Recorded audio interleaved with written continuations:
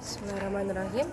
Assalamualaikum warahmatullahi wabarakatuh. Yang terhormat Abiani dan juga Om Ida selaku pengasuh pesantren Program Lari Banifida, dan juga Gus Awa, Gus Anik, Neria, Rizara, dan juga Nek Kamila, dan juga kepada segenap guru-guru yang saya hormati, dan juga pada jajaran para pengurus, khususnya pada Mbak Rifki sebagai Menteri PTIPN Dinas Yanifida, dan juga pada teman-teman yang saya banggakan, dan juga kepada keluarga saya dan juga orang tua saya yang sekarang berada di rumah. Semoga kita semua dihindarkan dari virus corona dan diberikan kesehatan oleh Allah Subhanahu wa taala. Amin. Nah, jadi di sini saya Teresa Nur Aziza dari kelas 11 akan menjelaskan tentang rasem Quran. Nah, jadi dia tuh rasem Quran.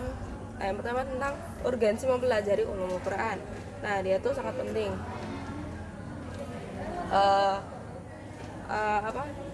Manfaatnya yang pertama tuh untuk memahami kandungan Al-Quran. Lalu yang kedua untuk mengetahui gaya dan model mufasir itu menafsirkan Al-Quran. Lalu yang ketiga itu untuk mengetahui syarat-syarat dalam menafsirkan. Nah, diharapkan dengan mempelajari ulumul Quran kita tuh jadi memahami, menafsirkan dan juga menerjemahkan Al-Quran, dan juga dapat mempertahankan kesucian dan juga kebenaran Al-Quran.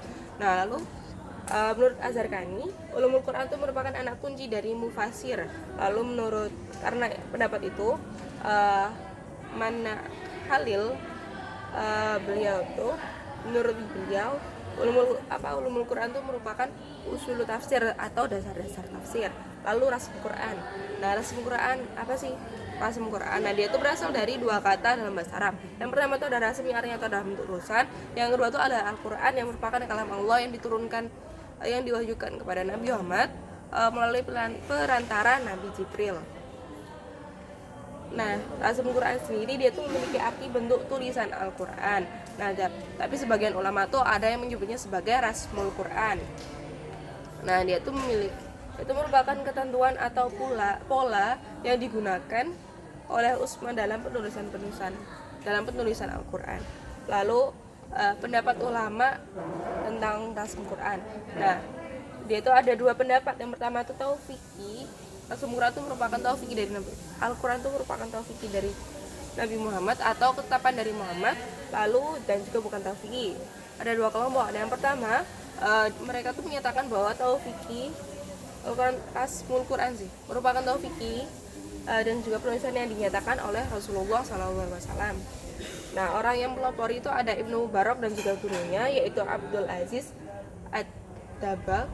Nah, beliau tuh pendapat ya.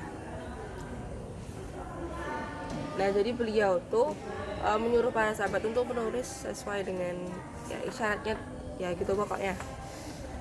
Nah, itu pendapatnya itu berasal dari peristiwa Nabi itu bersabda kepada Muawiyah, tulisan menggunakan kalam penamu, huruf ba bedakan dengan huruf sin, dan juga masukkan lubang mim, lalu lafaz Allah panjangkan lafaz ar-Rahman dan juga ar-Rahim. Nah, jadi ya gitu. Menurut Azharqani ya pokoknya kita tuh menerima aja, soalnya tuh dia tuh indah gitu ya pokoknya gitu. So, yang kedua tuh yang bukan taufiqi karena tidak masuk akal. Nah, yang pelopor itu merupakan adalah Qadi Abu al-Bakilani. Nah, pendapatnya itu mengenai tulisan Al-Quran, Allah itu tidak melarang dan juga tidak mewajibkan hambanya itu menulis menggunakan rasm selama itu atau rasm Utsmani, bentuk tulisan Utsmani. Lalu kolerasi rasmul Quran dengan qiraat. Nah, mereka tuh punya ikatan yang sangat erat. Jadi langkah penulisan Al-Quran, penyempurnaan ya bisa dibilang itu pada masa khalifah ketiga yaitu Utsman bin Affan. Nah, jadi pada zaman itu bentuk imla atau scriptio defectiva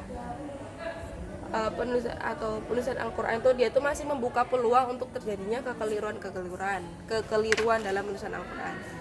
Nah, jadi cara mempertahankannya itu dengan menggunakan tradisi hafalan yang kuat.